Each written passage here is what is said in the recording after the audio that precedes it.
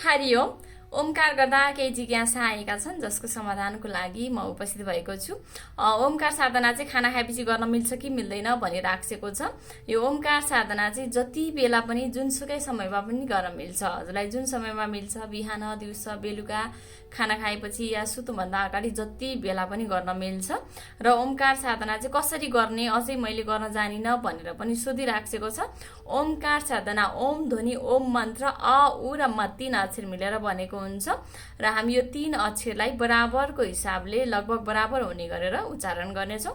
उच्चारण गर्दा नाभि क्षेत्रको याद गर्छौँ, म उच्चारण गर्दा छातीको क्षेत्रको याद गर्छौँ भने म उच्चारण गर्दा शिरको भागको याद गर्दै गर्दै गर्छौँ। त्यही क्षेत्रमा भाइब्रेसन हुन्छ र त्यही क्षेत्रलाई फाइदा पनि पुग्छ।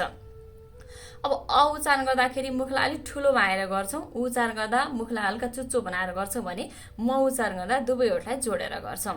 कसरी गर्छौँ एकचोटि म देखाउँछु पनि। लुगा आँखा बन्द, मेरुदण्ड गर्दन शिर सिधा राख्छौँ अनि लामो र गहिरो श्वास लिएर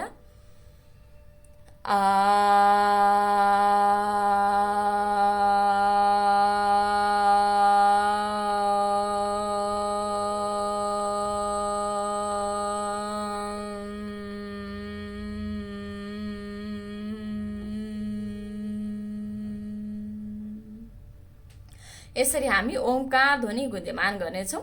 हरेक दिन बेलुका 7:30 बजेदेखि नियमित ओमकार साधना भइरहेको छ। हजुर सम्पूर्णलाई हार्दिक स्वागत गर्दछु। हरिओम।